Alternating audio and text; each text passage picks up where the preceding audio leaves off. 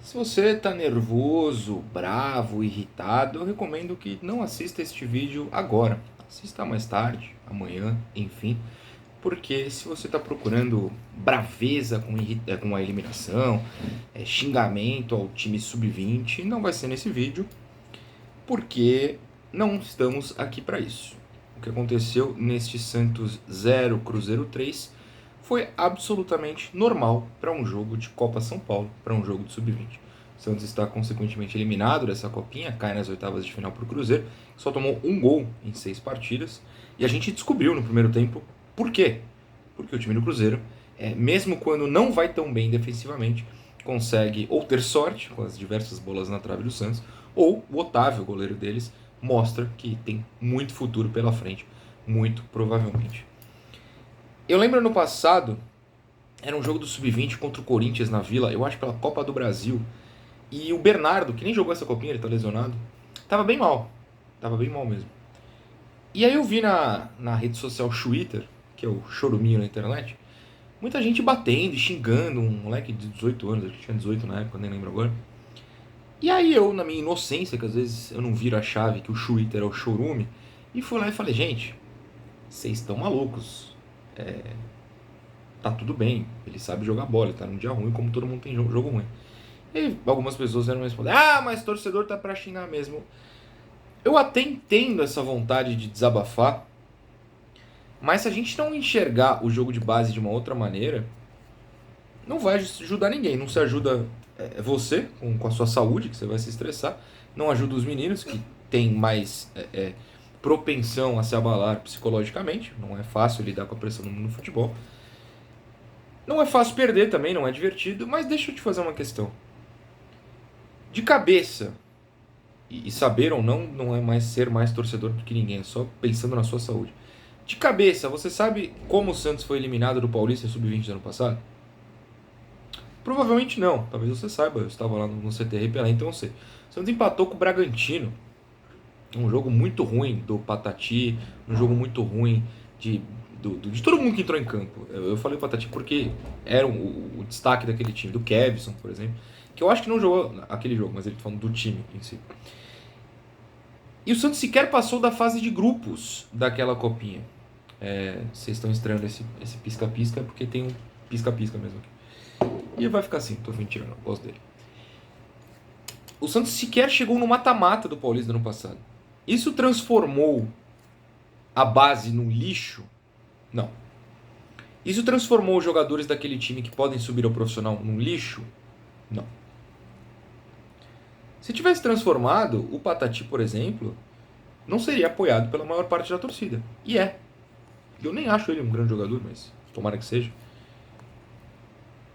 O que a gente viu hoje não é a formação da base do Santos.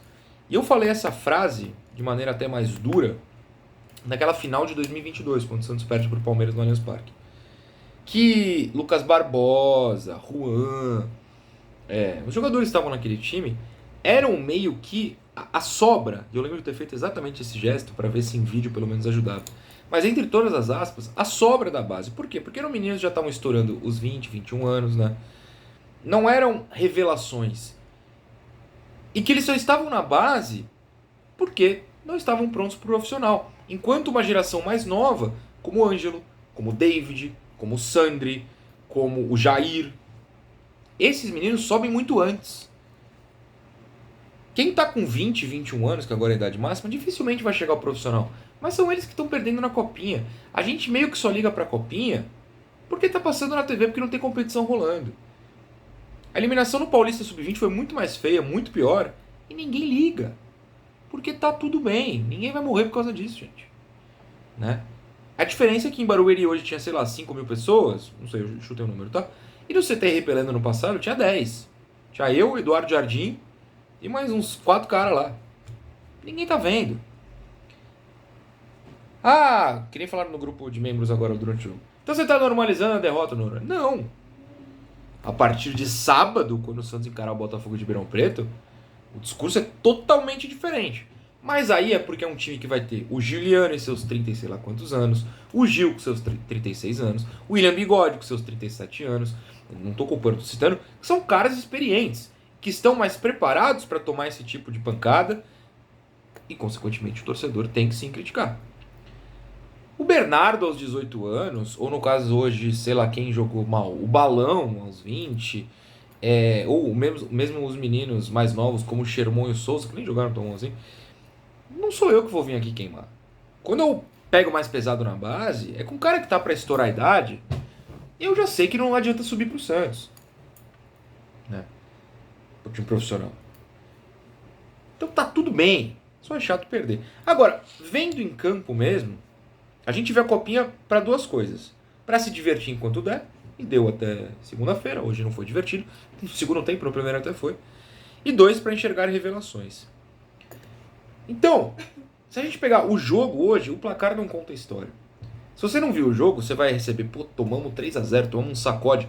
O Santos podia ter feito 4-5 no primeiro tempo e ninguém ia estar falando, nossa, que, sei lá, que sorte. O Santos construiu pra isso. Foi bola na trave, goleiro pegando, bola na trave, goleiro pegando, bola na trave, goleiro pegando. A bola não entrava, passava raspando. O Santos tomou um contra-ataque e tomou um gol. E aí teve que se abrir. O primeiro tempo foi muito bom, cara. Tá todo mundo jogando bem. Só que, em vez de olhar pros meninos, que são colocados lá aos 16 anos, como o João Vitor e o Luca Meirelles, que entraram no segundo tempo, ou aos 17, como o Souza, que sabe Deus por que foi substituído no intervalo, se foi tirado por lesão e a gente não tá sabendo, eu vou retirar toda essa parte depois. Mas o técnico, sabe Deus por que tirou o lateral esquerdo e botou um outro que não ataca. Então assim, em vez de olhar para os meninos e os erros deles em campo, que de novo são muitos adolescentes que não terminaram nem o colegial ainda, não tem nem idade para terminar o colegial, a gente tem que olhar para o técnico. Porque eu já comecei a ver uma movimentação. Ah, porque o Orlando é bom. O Orlando não é técnico de jogo. Ele pode ser técnico de formação. Ele pode ser técnico no papo, no psicológico, trata bem os meninos. De jogo, gente, não dá.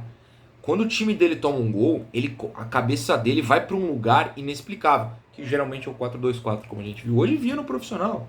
E viu contra o Bragantino nesse jogo que eu estou citando ano passado. E sempre vê ele fazer.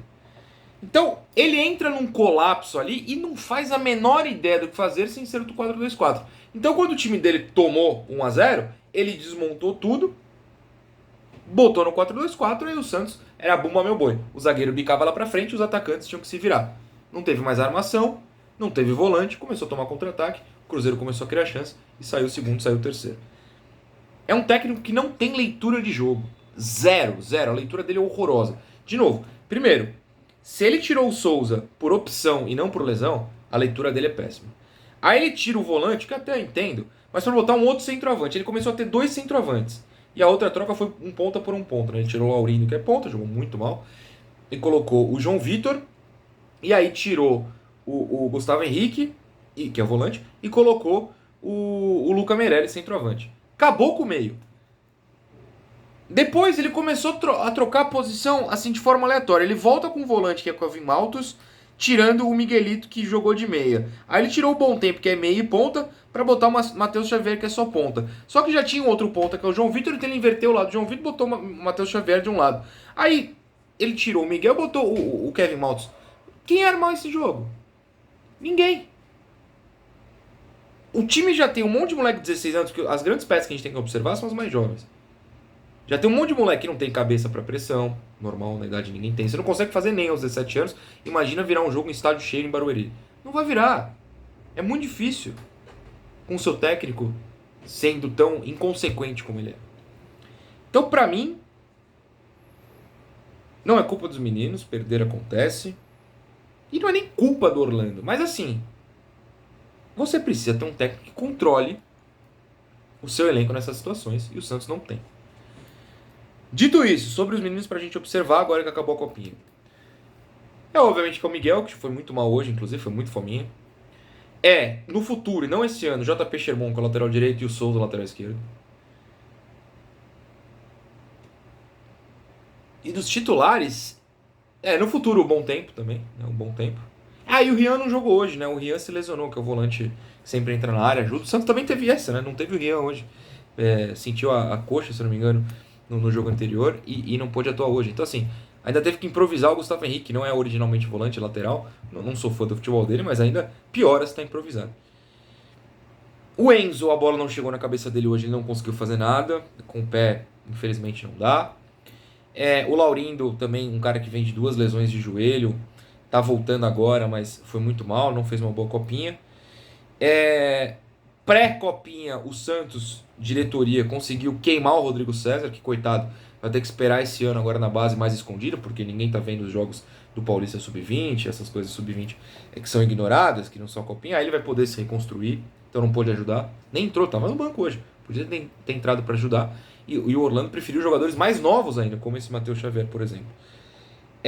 Tem que ver a movimentação do Orlando, porque ano passado ele colocou um monte de sub-17 na copinha e eles sumiram no sub-20 durante o ano. Aí, esse ano ele está de novo colocando sub-17 e durante o ano provavelmente não vai usar. Então é bem confusa a situação.